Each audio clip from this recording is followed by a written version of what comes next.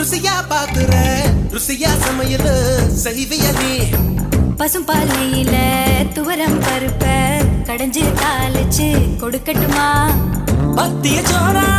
நான் உன்னை கேட்டேன் காரம் சாரமா உனக்கு சமைக்க தெரியுமா அம்மா மிளகின ரசமா மிளகா தொக்கா நல்லா செய்வேன் நீ சாப்பிட்டு பாரு